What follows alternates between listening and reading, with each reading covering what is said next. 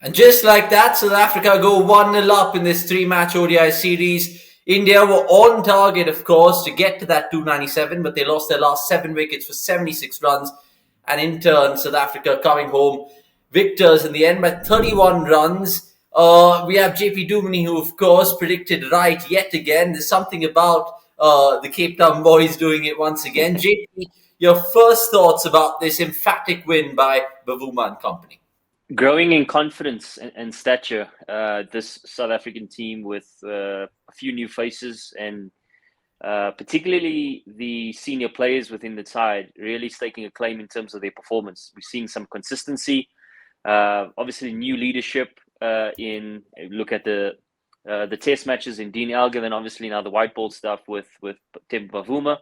And he would certainly take a lot of confidence in his batting performance, which will lead obviously into his leadership. And that's been probably the highlight for me over the last couple of weeks. And long may it continue from strength to strength. Absolutely. Now, in hindsight, was the toss the most critical thing? Because Bavuma was happy to bat. KL Rahul said that India wanted to bat as well. Do you think that kind of costed India, or was it just the fact that they played some poor shots in the end? I think that to start, percentages are certainly in your favor when it comes to the toss and winning the toss and batting first. However, I would say if we look at particularly the partnership between Virat Kohli and Shikhar Dhawan, there would be some, I guess, some question marks for South Africa there. And, there would have been some nervy thoughts around whether they're going to continue that partnership. And so that tells me that it wasn't necessarily an out-and-out batting first wicket where you were guaranteed to win. Listening to the post-match presentation there with KL Rahul, he spoke about how they probably gave away 15 to 20 runs. And in the end, yes, 30 runs was probably the margin of victory. But you think about 15, 20 runs, that changes the complexity of the mindset, when you're chasing, particularly towards the last 5 overs. So those are the things I think they would consider. But also, you have to give credit to the way South Africa batted, particularly 68 for 3, and that mammoth partnership between Van Der Dussen and Bavuma that really set up the stall with bat in hand. Yeah, you mentioned KL Rahul there. He admitted another thing, the fact that the batsmen in this kind of surface just needed to get their time in and bide their time, so to speak, to kind of go on and get big scores. Bavuma and Van Der Dussen did that beautifully. A word on them then, because Bavuma said as well in the press conference, the post-match presentation, that it was that partnership which was kind of the decider. It's been the hallmark, I believe, in ODI cricket, particularly for South Africa. I think back to the likes of an Amla. Obviously, Quinton de Kock is still playing. AB de Villiers, Faf du Plessis. These guys certainly set up a batting innings by scoring good hundreds pretty much every game. So somebody scored 100, particularly in when we batted well. And I think of these two, kind of being the backbone of the South African lineup in some way, along with Quinton de Kock, scoring hundreds really gives your team an opportunity to put up a good score. Partnerships on a surface such as this one, which is going to potentially deteriorate in its nature towards the latter part of the game, this is where partnerships become so crucial. And we saw that there was a little bit in it in the first 10 overs with the seamers, but then they found their range from a batting perspective, a little bit of impetus from Rassie in terms of his body language and his intensity and at the crease. And, there was an ebb and flow in terms of the partnership where Temba Bavuma was more just accumulating, and then the aggressor was obviously Rassie. And that worked, that mix worked really well. So 204-run partnership, which was mammoth, as I said, in the context of the game and setting that score up of 297. Absolutely. Let me give you a stat of the day, JP, because this is now the highest 4th wicket partnership for South Africa and 1 internationals. Previously, it was yourself and Raleigh Russo against Australia in 2016 who posted 178 in Cape Town, which is good memories for you. We spoke about the 6th bowling option for India prior to this match, but I want to talk about the 6th bowling option for South Africa in this match, because Aiden Markram, he's done that role beautifully. We saw him in the T20 World Cup. Today, nonchalantly getting through his 6 overs, 1 for 30. Is that a good sign for South African cricket? And my follow-up question to you is the fact that this South African ODI team possess a variety of options in terms of their bowling. Keshav Maharaj, Aiden Markham, like I mentioned. Then you have Fake Lukveo and Gedi Jansen. So it's almost like the perfect jigsaw. What do you have to say? I think we got to give a little bit more credit to Aiden Markram. And often, I guess, I kind of share his sentiments around that. You were never quite given the tag of the six bowler. It was always the part-time off spinner. But I look at the context of where he's bowling. It's always under pressure moments. So when I say always, more often than not, he's given the new ball, and the consistency that he has shown, I think, warrants the sort of tag of the six bowler. And he can come in and bowl at various situations of the game. Certainly as an off spinner, when there's left-handers at the crease, he becomes a bigger option. But the fact when he's bowling against right-handers and showing consistency just shows how much he's worked behind the scenes around it, but also growing in confidence with it. Just to add to your second question around the variety, we had spoken in the test series about the left arm option, and I think that's been brilliantly poised now, particularly in the ODIs as well. Yes, making his debut, so he's new to white ball cricket, but that variation has really brought some X factor to South Africa, particularly on surfaces that are a touch slow, and that's always, not always, but at times probably found wanting in terms of our options. Playing just the one spinner, now we're playing the two spinners. And also from a seamers perspective, what's been impressive is the accuracy and consistency that we've shown with their variations. I think of Lungi and Gidi, even Petla Kwayo, obviously Marco Jansen showed his variations as well. But the consistency that they've shown with that and the effectiveness of it, and more importantly, when to use it and to who to use it against. So that's been the most impressive for me.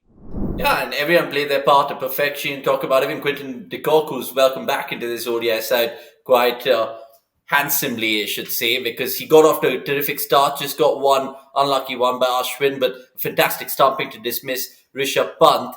Let's talk about India then. I want to start with Shikhar Dhawan, because his 79 good runs. In fact, he's been doing the business in terms of ODI cricket since 2019. He's been one of the more prolific run getters in the world. Do you think he's done enough already to open in that 2023 World Cup? Because when Rohit Sharma comes back, I presume it'll be him and Rohit, or do you see it differently? Yeah, I agree. And you mentioned there, he's been one of the most prolific in this format from 2019. So that's a long period of time. And if you're doing it as consistently as he's doing it, you'd think it'd be a given that he would be opening the batting for India at the World Cup. I guess the question mark is always going to be who's going to be his partner, and I think it's an obvious one, in Rohit Sharma. So where does a KL Rahul then slot in? We've seen him play really well in that middle order, and who then does he whose place does he take? And I get that those are the questions, and I think conditions are going to be the question marks around that. Shreyas Iyer is probably if you look at the 11 that played today, that's probably the one that's going to miss out. Obviously, Pant being the wicket keeper. So those are the questions that are going to be posed for India. But in saying that, Shikhar Dhawan, as we highlighted, he's been prolific, and he's been doing it not only from 2019. He's been consistent for a long period of time. I think back to a couple of years ago in the Champions Trophy where India won it, and he was so consistent back then already. So, he certainly warrants that position, and I'm pretty sure he's going to be there and scoring lots of runs for India. Yeah, talk about left-handers loving other left-handers. It's a classic example here on cricket.com. But good points mentioned by you, JP. We'll talk about Virat Kohli next, because he got his 63rd one-day international ton, and in the process of doing so, now has the most away runs for Indians in ODIs, overtaking Sachin Tendulkar, MS Dhoni, and now he's just behind Kumar Sankara in terms of the all-time ODI greats in terms of away ODI runs. Brilliant stuff there. But in the grander scheme of things, is it a blessing in disguise that India's top order 1, 2, 3 are not finishing games like how they used to, so that now the 4th and 5th spot becomes even more crucial? How will India go about that? Will they kind of, throw more eggs in that basket in the 4th and 5th sort of spot? I think it certainly gets highlighted. I've played with Surya Kumar Yadav. I certainly would like to see him, in the playing 11 at some point. I think he offers, as we've mentioned throughout this tour, I think he's got a bit of X factor about him. Now, where do you place him? I think that's going to be the crucial question. Do you slot him in at 3, drop Kohli down to 4, and sort of extend the batting lineup a little bit? That's going to be the question. So when you don't have the consistency, as we've seen in recent times in that top 3, it's always going to highlight certain aspects of your batting lineup, and particularly if you're losing games, even if it's away.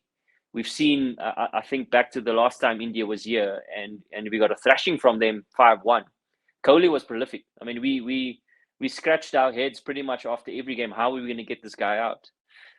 So he certainly, showed that consistency. So we would obviously want to see that again from an Indian perspective, but we need somebody else to also stand up and be counted, and not only reliant on a Virat Kohli, which is obviously a Rohit Sharma as well, and he's missing in this playing 11. So who's going to be the guy or guys in that top 6 to stand out outside of a Virat Kohli going into the next 2?